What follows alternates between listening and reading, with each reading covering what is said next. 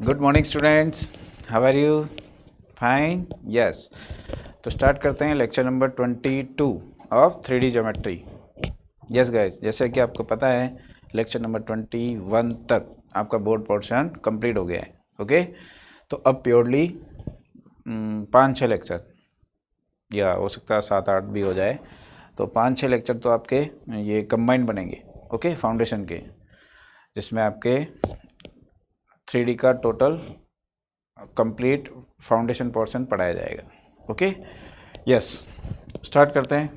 Today topic is equations of plane. मैंने 16 form की कही थी। इक्वेशन ऑफ प्लेन्स कितनी होती है? 16। तो कितनी हो गई? 10 हो गई। अब कितनी बची? 5-6 और बची। ओके, तो वो डिस्कस करने के बाद और 3D का पोर्शन पढ़ेंगे अपन फाउंडेशन का। ओके, यस, स्टार्ट करते हैं।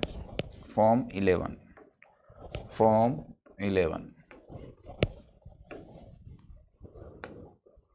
Yes,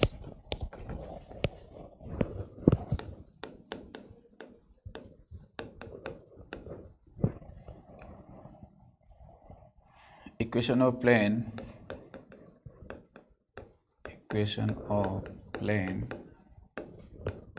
passing through two intersecting line।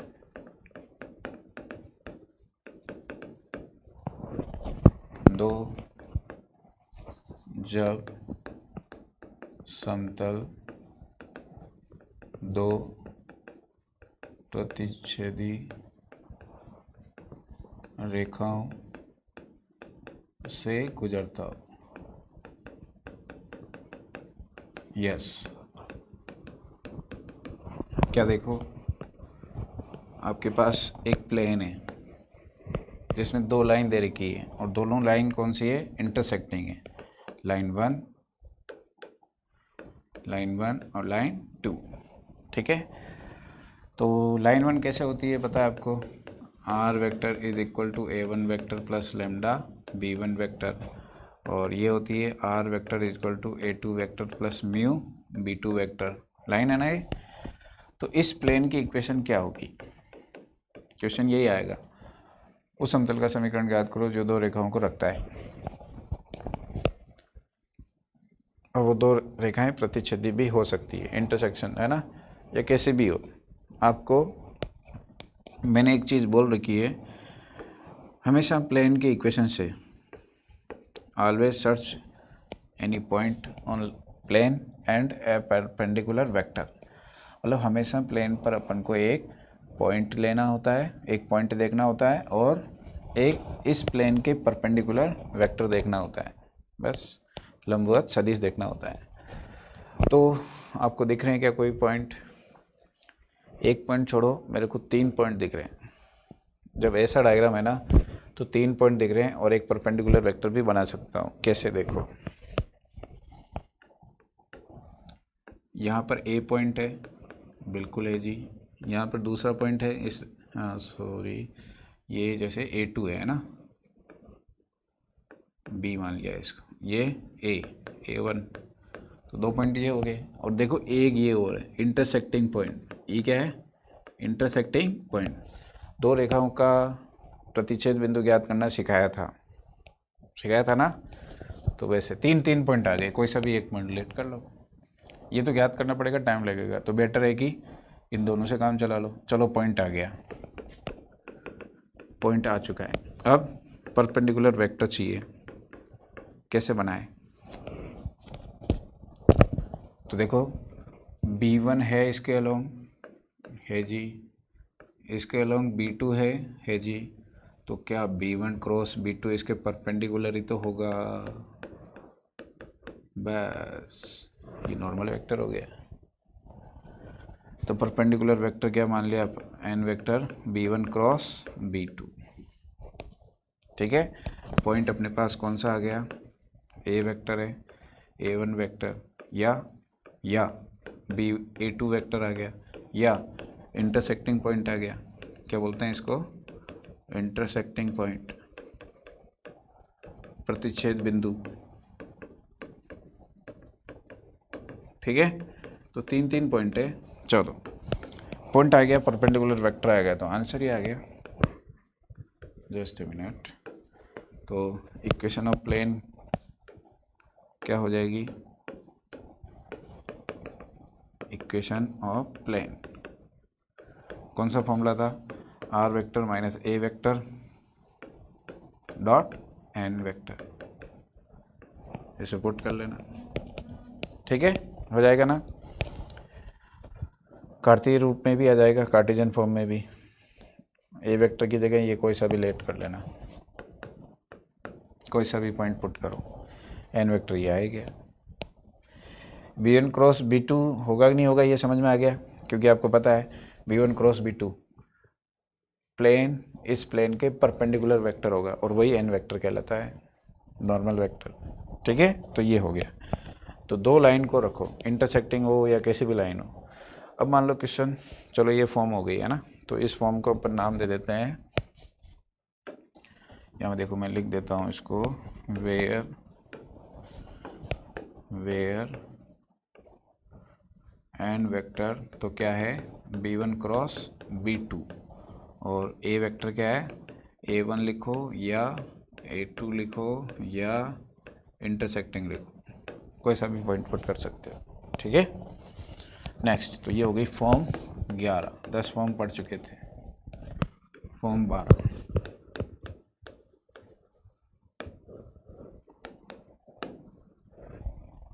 Form 12, when plane containing या पासिंग थ्रू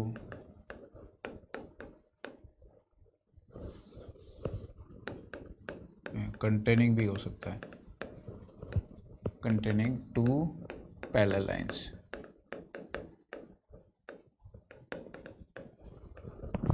जब समतल दो समांतर रेखाओं को रखता है।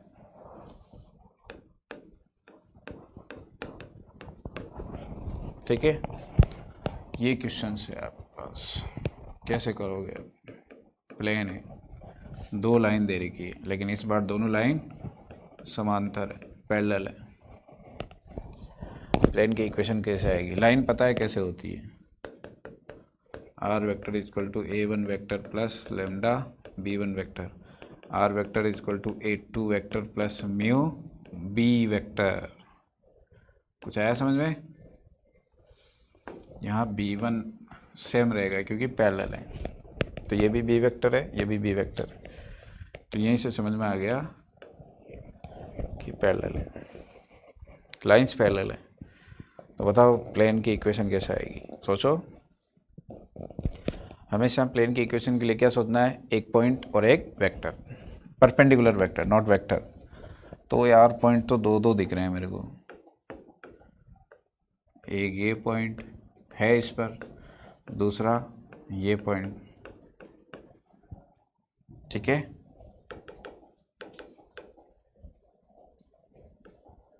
कोई कहीं से मान लो ये दूसरा पॉइंट है, A2 वेक्टर, लेकिन वेक्टर एक ही दिख रहा है।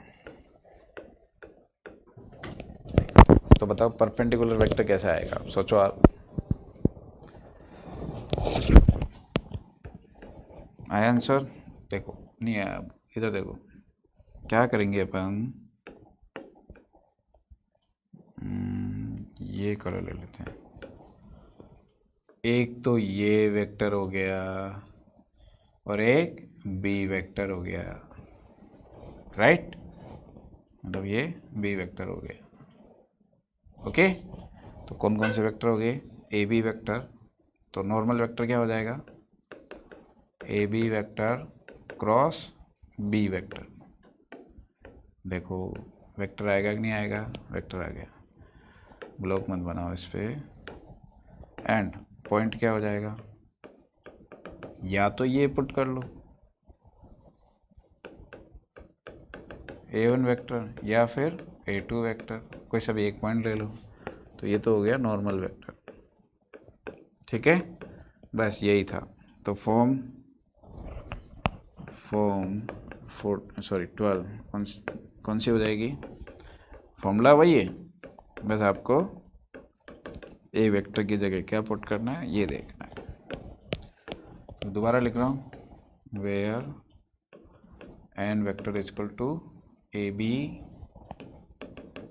क्रॉस बी, और a vector is equal to a one vector या फिर ए टू वेक्टर। यहाँ से हटा दो इसको। ओके, ये हो गया, पुट करना है, आंसर आ जाएगा। तो मतलब ये आप ऐसे मत समझो कि ये फॉर्म है, ये ऐसे समझो कि ये क्वेश्चन है। Okay, yes. Next, form 13।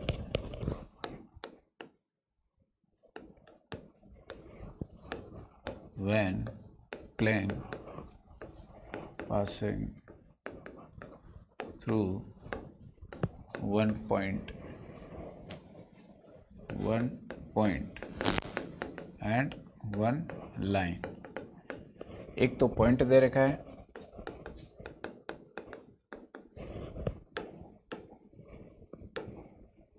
जब समतल एक बिंदु वह एक रेखा को रखता है या से गुजरता है।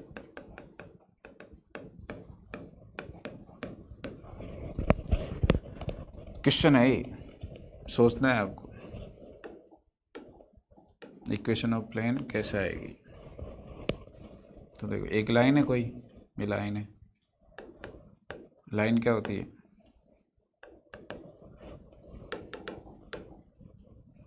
लाइन है are vector is equal to A vector plus lambda b vector, या a one vector plus lambda b one vector. Okay, तो b one vector, this is b one vector. Okay, this is b one vector, और a one कहाँ होगा? यहाँ कहीं ए one होगा, ये कहीं ए वन होगा। अब एक पॉइंट और दे रखा है, एक पॉइंट और दे रखा है, पी वेक्टर। बस ये कुछ पता है आपको, तो बताओ इक्वेशन ऑफ प्लेन कैसे आएगी? मतलब फॉर्म 13 हो गई। फॉर्मूला तो यही है,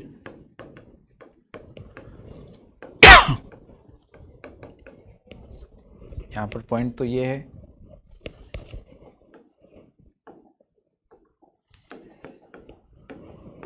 where A vector is equal to P vector. Point क्या हो जाएगा? P vector, yes, and normal vector. Normal vector क्या होगा ये पता लगाना है बस।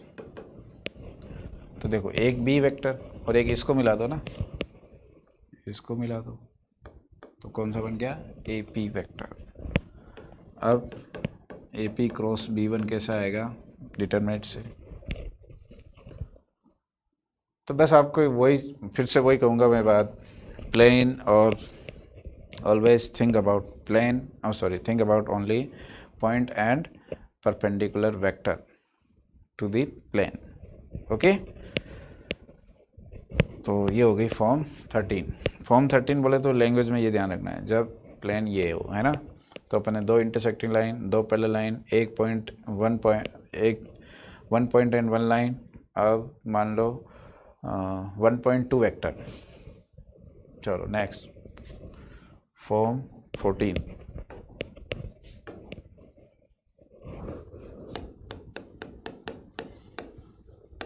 when plane passing through one point and two vector, जब समतल एक बिंदु व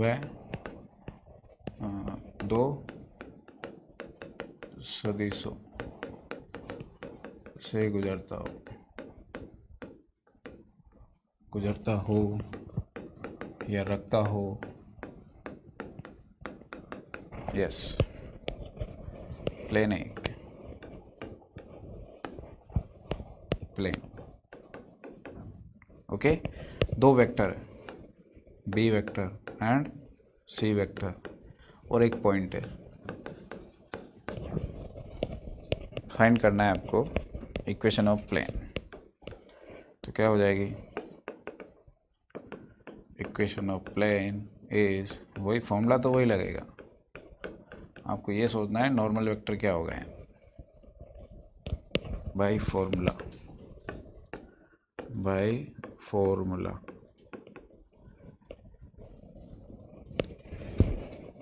तो देखो ये हो जाएगा, परपेंडिकुलर वेक्टर आ गया ना, b cross c, b cross c, और पॉइंट ये है ये, तो r vector where A vector is equal to, A vector is equal to a ही वेक्टर है, okay.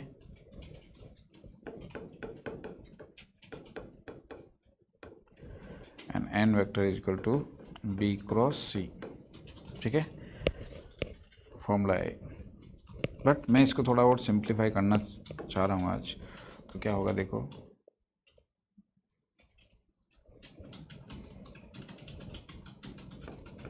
Are vector minus A vector dot b cross c. तो r vector तो यही, अच्छा यही है फॉर्मूला। तो इस चीज़ को अपन क्या कहेंगे, फॉर्म 40 इन पैरामेट्रिक फॉर्म, क्या बोलेंगे इसको, sorry non parametric form, non parametric form, ये ध्यान रखना। नॉन पैरामेट्रिक फॉर्म क्या था, फॉर्म नंबर 14 था नॉन पैरामेट्रिक फॉर्म।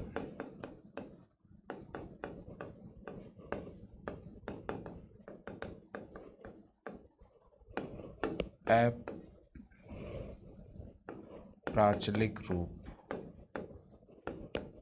समतल का अप्राचलिक रूप ये होता है, ठीक है। देखो जैसे लाइन में क्या पढ़ा था अपन ने, लाइन में पढ़ा था अपन ने, लाइन में था, लाइन का नॉन पैरामेट्रिक फॉर्म क्या होता है,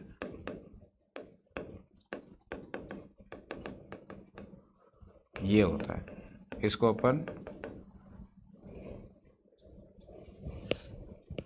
are minus a cross b vector, जब आप इसको सॉल्व करोगे तो क्या आएगा, ये तो नॉन पैरामेट्रिक फॉर्म है, ठीक है, लाइन का non parametric form. Parametric form क्या होता है, पैरामेट्रिक फॉर्म ये होता है, जब इसको सोल्व करोगे यही आ जाएगा, ओके। तो ये चीज़ नॉन पैरामेट्रिक फॉर्म है, कभी आ जाए दिस फॉर्म इज कॉल्ड, ये रूप, ये तस्वीर क्या कहलाती है, लाइन की नॉन पैरामेट्रिक फॉर्म, और ये लाइन की पैरामेट्रिक फॉर्म, जिसे अपन वेक्टर फॉर्म कहते थे, is also called vector form. इसको सोल्व करोगे यही आएगा, R minus A is equal to lambda B vector, okay. Proof इसका जो प्रूफ कराया था उसमें ये चीज़ आई थी। तो यही चीज़ क्या कहलाती है, non parametric form, form number 14, yes form number 15,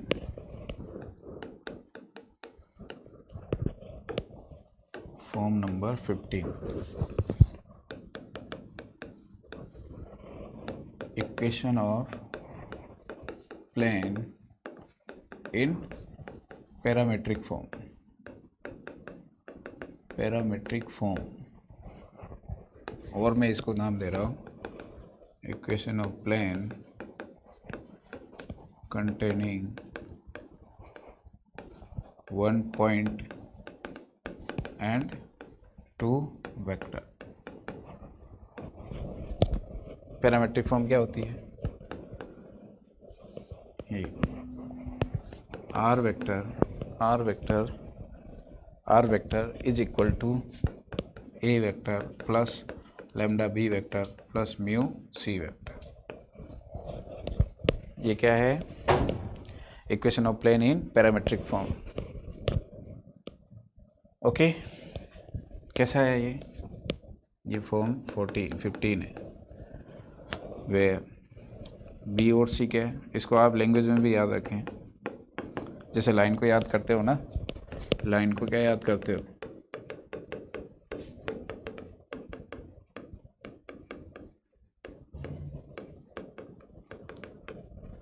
are vector point on plane, sorry point on line plus vector parallel vector, vector parallel to line. रेखा पर कोई बिंदु और रेखा के कोई समांतर सदिश। तो ठीक इस तरह से इसको भी लाइन में याद, लैंग्वेज में याद रखो। Point on plane plus lambda vector lies in plane, vector 1 lies in plane plus mu vector 2 other vector lies in plane। ये याद रखना है, इसको याद करने की ज़रूरत नहीं है।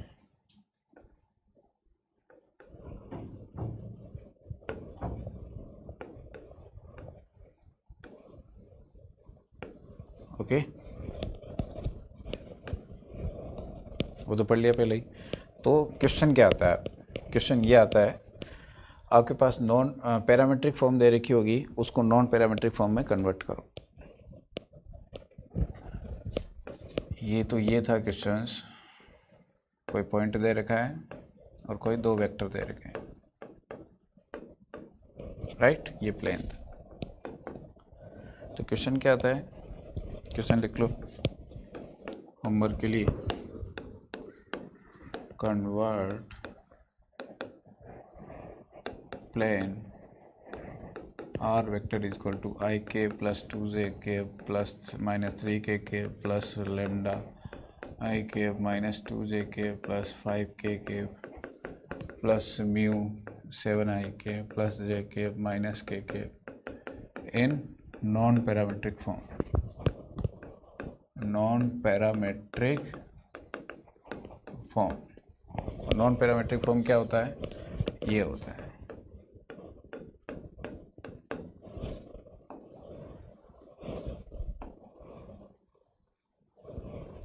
डॉट बी क्रॉस सी, मतलब यहाँ पर कोई वेक्टर आ जाएगा ये। ओके, ये नॉन पैरामेट्रिक फॉर्म।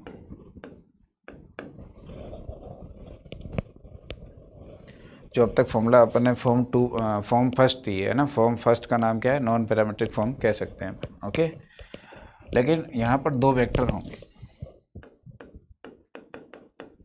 तो ये है बी क्रॉस, ये तो बी है और ये सी। बस इसमें ये बी और सी मत समझ लेना। जिसमें ये लैम्डा और म्यू नहीं आ रहा है वो हमेशा पॉइंट होगा। ओके, अब आपको बी क्रॉस सी फाइंड करना पड़ेगा। ओके, और ए वेक्टर दे रखा है, फिर इसमें पुट कर लेना, आंसर आ जाएगा। है वही है, यही नॉर्मल वेक्टर। बट आपको जब भी ऐसा क्वेश्चन आएगा तो दो वेक्टर गिवन होंगे। ओके, कर सकते हो इस क्वेश्चन को होमवर्क के लिए, है ना? चलो लास्ट फॉर्म और है, लास्ट फॉर्म 16।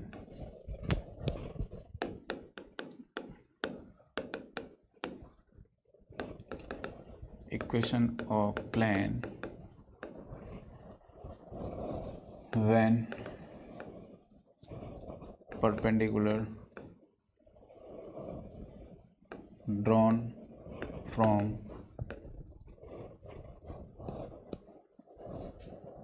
when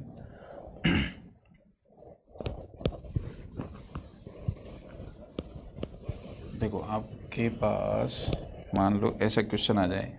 क्वेश्चन सुनो पहले। Find the equation of plane, find the equation of plane when whose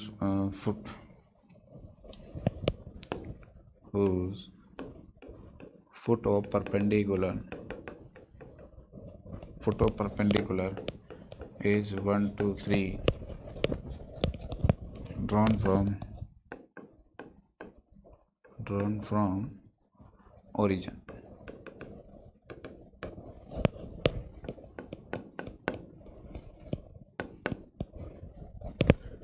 Whose foot of perpendicular is 1, 2, 0.1, 2, 3 and it drawn from origin.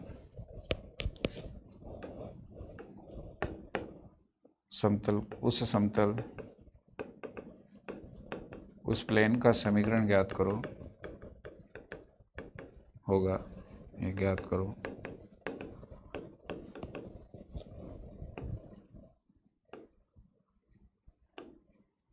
जिस पर मूल बिंदु ओरिजिन से डाले गए लंब पाद के निर्देशांक 1 2 3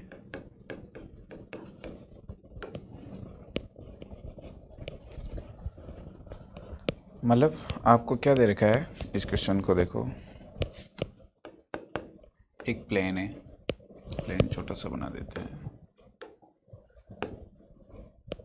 ओरिजिन है, यहाँ पर ओरिजिन है, उसका फुट ऑफ परपेंडिकुलर दे रखा है, बस और कुछ नहीं दे रखा है और प्लेन फाइंड करना है। सोचो तब तक मैं इसको कंप्लीट कर देता हूँ। Form 16 equation of plane in terms of foot of perpendicular drawn from origin.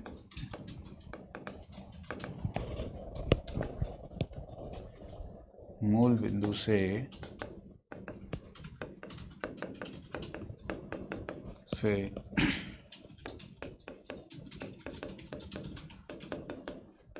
डाले गए लंब पाद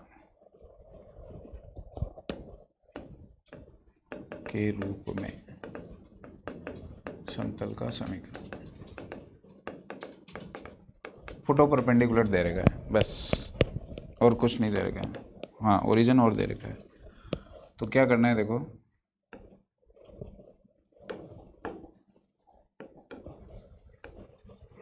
थोड़ा इधर बना, यस दिस इज ओरिजिन और ये आपको दे रखा है FGH। तो देखो यार, हो तो गया क्वेश्चंस। मैंने क्या कहा था, कोई पॉइंट सर्च करना होता है और उसके नॉर्मल वेक्टर सर्च करना होता है, उसका नॉर्मल वेक्टर। तो आ तो गया क्वेश्चंस। देखो ये पॉइंट हो गया, ये खुद पॉइंट हो गया और ये खुद नॉर्मल वेक्टर हो गया। तो पॉइंट तो क्या हो गया, इसको मान लो P FGH और ये O है, तो परपेंडिकुलर वेक्टर क्या हो गया, OP वेक्टर। ओके, तो by formula AX - X1 + BY - Y, Cartesian form लिख रहा हूँ इस बार। तो A क्या रहेगा, A यही रहेगा, OP वेक्टर क्या आएगा, FI + GJ + HK। तो FX - F + GY - G + H Z - H बराबर 0। तो ये है फॉर्म 60, जहाँ FGH क्या है, लंब पाद, फुट ऑफ परपेंडिकुलर, तो डायरेक्ट ये फॉर्मूला लगाओ, आंसर आ जाता है। ठीक है, ये इसका प्रूफ है। और ये क्वेश्चंस होमवर्क तो डायरेक्ट आ जाएगा। Okay,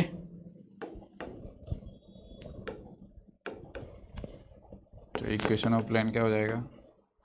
1x - 1 2y - 2 3z - 3। Answer is x + 2y + 3z -1 - 4 -1 - 4 - 9। Answer is 14। Okay students, तो सारी फॉर्म हो गई है। आज के लिए इतना ही। Thanks for watching.